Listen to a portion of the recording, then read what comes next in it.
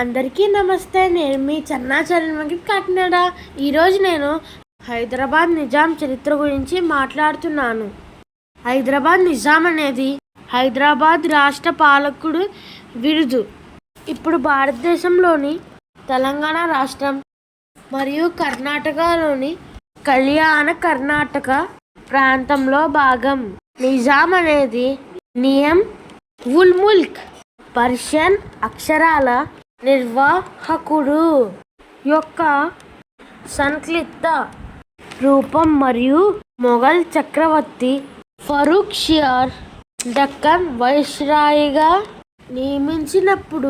నియమించబడినప్పుడు Asaf Jackie ఇవ్వబడిన బిరుదు.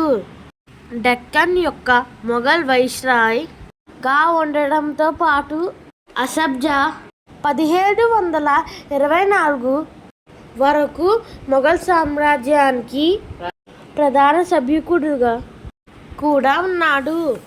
అతను హైదరాబాద్లో స్వతంత్ర రాజ్యాన్ని స్థాపించాడు, కానీ ఆచరణలో చక్రవర్తి నామమాత్రకు అధికారాన్ని గుర్తించడం కొనసాగించాడు. 1713 నుండి 1721 వరకు మొఘల్ సామ్రాజ్యం కింద డెక్కన్ సుల్తాన్ యొక్క నాయబ్గా పనిచేసిన చిన్ కిలిచ్ ఖాన్ అసఫ్ జాహీ రాజవంశాన్ని స్థాపించాడు. 1707లో చక్రవర్తి ఔరంగజేబు మరణం తర్వాత అతను ఈ ప్రాంతాన్ని అప్పుడప్పుడు పాలించాడు. 1720 నుండి నామమాత్రపు నిజాంలు మరాఠీలతో పోరాడారు. వీటి ఫలితంగా నిజాం మరాఠీలకు క్రమం తప్పకుండా పన్ను చెల్లించాడు. తరువాత నిజాం ఖార్దాలో ఓటమి తర్వాత బ్రిటిష్ ఆధిపత్యాన్ని అంగీకరించాడు. ఆంగ్లేయ ఈస్ట్ ఇండియా కంపెనీ భారత ఉపఖండంపై సర్వోన్నత అధికారం సాధించినప్పుడు వారి నిజాములను క్లయింట్ రాజులుగా తమ రాజరిక రాష్ట్రాలను పాలించడానికి కొనసాగించడానికి అనుమతించారు. హైదరాబాద్ కొత్త ఇండియన్ యూనియన్లో విలీనం అయ్యే వరకు 1948 అసఫ్ జాహీ రాజవంశంలో 7 గుర్తింపు పొందిన పాలకులు మాత్రమే ఉన్నారు. కానీ మొదటి నిజాం పాలన తర్వాత 13 సంవత్సరాల అస్థిర కాలం ఉంది. ఇతని ఇద్దరు కుమారులు నాసిర్ జంగ్ మరియు సలాబత్ జంగ్ మరియు మనవడు ముజాఫర్ జంగ్ పాలించాడు. వారిని అధికారికంగా పాలకులుగా గుర్తించలేదు. ఆపరేషన్ పోలోలో భారతదేశం హైదరాబాద్ రాష్ట్రాన్ని స్వాధీనం చేసుకున్నప్పుడు 7వ మరియు చివరి నిజాం మీర్ ఉస్మాన్ అలీ ఖాన్ అధికారం నుండి పారిపోయారు. నేడు ఈ బిరుదును అతని మునిమనవడు మరియు వంచకుడు అజ్మత్ జా నిర్వహిస్తున్నారు. ఔరంగజేబ్ మరణం తర్వాత మరియు వారసత్వ యుద్ధంలో కమరుద్దీన్ మరియు అతని తండ్రి తటస్థంగా ఉంది. ఓడిపోయే ప్రమాదం నుండి తప్పించుకున్నారు. 1724లో అసఫ్ జా ముబారిక్ ఖాన్ను ఓడించి డెక్కన్ సుబాపై స్వయం ప్రతిపత్తిని స్థాపించాడు. ఆ ప్రాంతానికి హైదరాబాద్ డెక్కన్ అని పేరు పెట్టాడు మరియు అసఫ్ జాహీ రాజవంశం అని పిలువబడే దానిని ప్రారంభించాడు.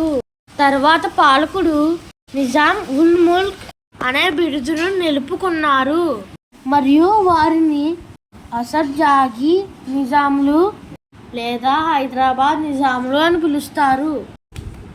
అతను ఇప్పటికీ మొఘల్ జెండాను ఎగరవేశాడు మరియు ఎప్పుడూ పట్టాభిషేకం చేయలేదు.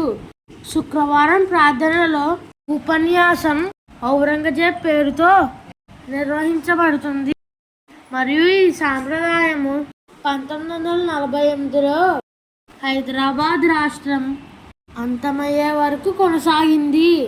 1748లో అసఫ్జా మరణం తర్వాత అతని కుమారులు అవకాశవాద పొరుగు రాష్ట్రాలు మరియు వలస విదేశీ శక్తుల మద్దతుతో సింహాసనం కోసం పోటీ పడడంతో రాజకీయ అశాంతి నెలకొంది.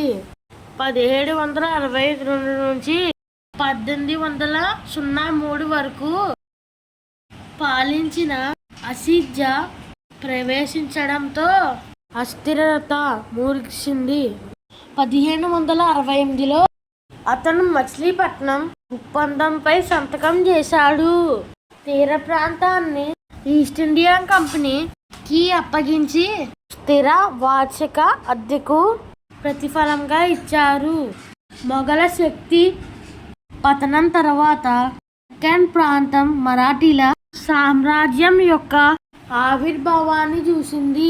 1720 నుండి మొఘల్ మరాఠీల యుద్ధాల సమయంలో నామమాత్రపు నిజాములు స్వయంగా పోరాడారు. దీని ఫలితంగా మరాఠీలకు క్రమం తప్పకుండా పన్ను చెల్లించారు. మరాఠాలు మరియు నిజాం మధ్య జరిగిన ప్రధాన యుద్ధాలలో పాల్కేడ్, భోపాల్, రాక్ష సబువన్ మరియు కార్దా ఉన్నాయి. వీటన్నిటిలోనూ నిజాం ఓడిపోయాడు.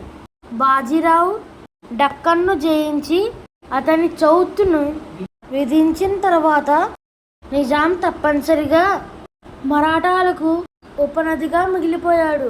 1858లో హైదరాబాద్ రాష్ట్రం బ్రిటిష్ ఇండియన్ సామ్రాజ్యంలో భాగమైంది. ఇది పూర్తి స్వయం ప్రతిపత్తితో కూడిన రాచరిక రాష్ట్రంగా మారింది. అయినప్పటికీ వలస పాలనలో ఉంది మరియు బ్రిటిష్ కిరీటానికి లోబడి ఉంది. 1876 నుండి 1948 వరకు యునైటెడ్ కింగ్డమ్ చక్రవర్తి ఏకకాలంలో భారతదేశ చక్రవర్తి బిరుదును కలిగి ఉండడంతో నిజాం క్రౌన్ను భారతదేశానికి అత్యున్నత పాలకుడిగా గుర్తించాడు.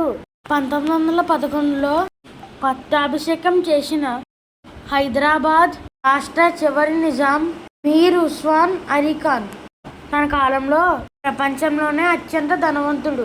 నిజాంలు రైల్వేని అభివృద్ధి చేశారు, విద్యుత్తుని ప్రవేశపెట్టారు మరియు రోడ్లు, వాయు మార్గాలు, నీటిపారుదల మరియు జలాశయాలను అభివృద్ధి చేశారు. వాస్తవానికి హైదరాబాద్ నగరంలోని అన్ని ప్రధాన ప్రజాభవనాలు భారతదేశంలో బ్రిటిష్ పాలన కాలంలో ఆయన పాలనలో నిర్మించబడ్డాయి. తను విజ్ఞానం మరియు ఉస్మానియా విశ్వవిద్యాలయం స్థాపనను ముందుకు నడిపించాడు. 1947వ సంవత్సరంలో భారతదేశ విభజన సమయంలో బ్రిటిష్ ప్రభుత్వం ఉపఖండంలోని 565 సంస్థానాలకు భారతదేశంలో లేదా పాకిస్తాన్లో విలీనమయ్యే లేదా స్వతంత్రంగా ఉండే అవకాశాన్ని ఇచ్చింది. హైదరాబాద్లోని చార్మినార్ సమీపంలో మక్కా మసీదులోని రాజసమాధులలో నిజాములందరూ ఖననం చేయబడ్డారు. చివరి వ్యక్తి తప్ప తన తల్లి పక్కన ఖననం చేయాలనుకున్న వ్యక్తి కింగ్ కోర్టు ప్యాలెస్ ఎదురుగా ఉన్న జుమ్మా మసీద్ ఉంది. ఇది చరిత్ర. ఇప్పుడు ఒక పాట. రిమ్ జిమ్ హైదరాబాద్ రిక్షావాలా జిందాబాద్. రిమ్ జిమ్ హైదరాబాద్ రిక్షావాలా జిందాబాద్. 3 చక్రములు గిరగిర తిరిగితే మోటారు కారు బలదూర్. జిమ్ హైదరాబాద్ రిక్షావాలా జిందాబాద్. అటు చూస్తే చార్మినారు, ఇటు చూస్తే జుమ్మా మసీదు.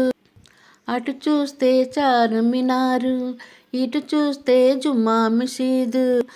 ఆ వంక అసెంబ్లీ హాలు, ఈ వంక జూబిలీ హాలు. తల మెరిసే హుసేను సాగరు దాటితే సికింద్రాబాదు.